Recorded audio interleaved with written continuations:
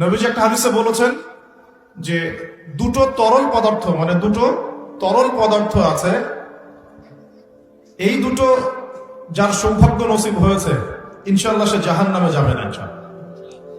আরেকটা হচ্ছে দুটো দাগ যার শরীরে আছে সেও ইনশাআল্লাহ তাআলা জাহান্নামে যাবে না। এক নাম্বার দুটো তরল কি? একটা হচ্ছে গায়ের রক্ত। যে ব্যক্তি আল্লাহ পাকের দ্বীনের জন্য রক্ত দিয়েছে, আল্লাহ পাকের দ্বীনের জন্য, দুনিয়ার জন্য না, আল্লাহর দ্বীন প্রতিষ্ঠার জন্য যে সংগ্রাম করেছে, রক্ত ঝরেছে, এই যে রক্তের ফোঁটা মাটিতে পড়ার আগেই তার সমস্ত গুনাহ মাফ করে দেওয়া। যেমন উহুদের যুদ্ধে সাহাবীরা যুদ্ধ করেছেন না, বদরের যুদ্ধে সাহাবীরা যুদ্ধ করেছেন না, তাদের রক্তের ফোঁটা মাটিতে পড়ার আগেই সমস্ত গুনাহ আল্লাহ মাফ করে দিয়েছে। আরেকটা তরল পদার্থ হচ্ছে অশ্রু, চোখের পানি। এই চোখের পানি যে ব্যক্তি আল্লাহকে স্মরণ করে গোপনে, নীরবে, নিভৃতে আল্লাহকে স্মরণ করে কান্নাকাটি করে চোখ দিয়ে পানি ঝরাতে পেরেছে, ইনশাআল্লাহ ওই চোখ জাহান্নামের আগুন দেখবে না। খুশি হন নাই? এখন যুব সমাজ কি আল্লাহর জন্য কাঁদে না গার্লফ্রেন্ডের জন্য কাঁদে? হ্যাঁ, গার্লফ্রেন্ডের জন্যই কাঁদে। এখন যুব সমাজ গার্লফ্রেন্ডের স্মরণে কাঁদে, আল্লাহর স্মরণে খুব কমই কাঁদে। আর সেই গার্লফ্রেন্ড তো আপনার সাথে কবরে যাবে নাকি? যাবে? শোনেন, আপনারা সবাই ইয়াং, একটা অভিজ্ঞতা শেয়ার করি। অভিজ্ঞতা, ফিলোসফি যেটাই বলেন, যে আমরা অল্প বয়সে শিখেছি, আল্লাহ শিখিয়েছেন আলহামদুলিল্লাহ। দুনিয়াটা হচ্ছে একটা অনিশ্চিত জায়গা। এক নম্বর কথা হচ্ছে দুনিয়া একটা কি? অনিশ্চিত জায়গা। এখানে কোনো কিছু নিশ্চিত না এবং কোনো কিছু স্থায়ীও না। এখানকার সুখও স্থায়ী না, এখানকার দুঃখও স্থায়ী না। এখানে আপনি সুখে আছেন, এই সুখ চিরদিন থাকবে না, মাথায় নিয়ে নেবেন।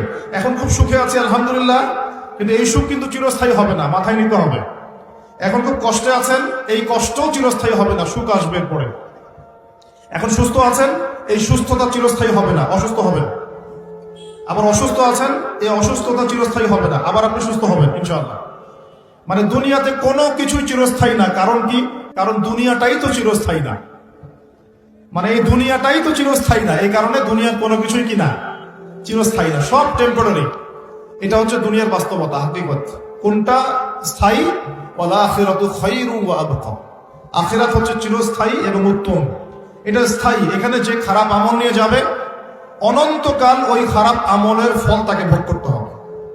ওখানে যে সৎ আমল নিয়ে যাবে, ঈমান নিয়ে যাবে, অনন্তকাল সে সুখ এবং স্বাচ্ছন্দ্যে থাকবে ইনশাআল্লাহ। এই কথাটা কখনো ভুলে যাওয়া যাবে না। দুনিয়া একটা ক্ষণস্থায়ী জায়গা, টেম্পোরারি জায়গা, এখানকার কোনো কিছুই স্থায়ী না। এক। দুই, এই দুনিয়ার জীবনটা জেলখানা। এটা কি?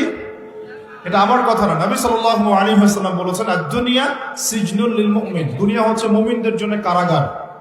কারাগার চেনেন? জেলখানা চেনেন? জেলখানার ভিতরে যখন আসামিদেরকে ঢোকানো হয়, তখন কি তাদের ইচ্ছার কোনো স্বাধীনতা থাকে? সে কি চাইলেই বের হতে পারবে? ওখানে বসে যা ইচ্ছা তাই করতে পারবে?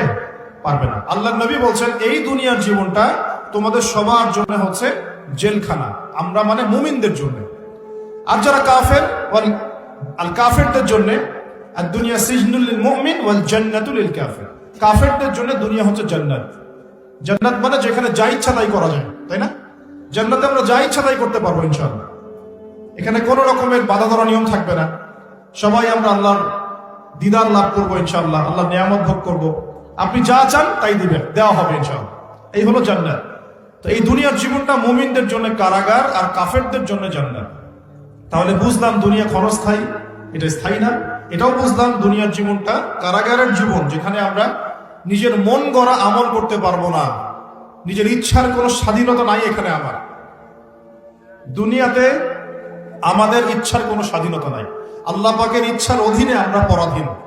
আল্লাহ পাক বলেছেন নামাজ পড়তে হবে, রোজা রাখতে বলেছেন রাখতে হবে, যাকাত দিতে বলেছেন নিসাব পরিমাণ সম্পদ হলে যাকাত দিতে হবে, সামর্থ্য হলে হজ করতে হবে, সৎ কাজে আদেশ করতে হবে, অসৎ কাজে নিষেধ করতে হবে, পিতামাতার সম্মান করতে হবে, সত্য কথা বলতে হবে, সৎ পথে চলতে হবে। এগুলো আল্লাহ পাক বলেছেন করতেই হবে।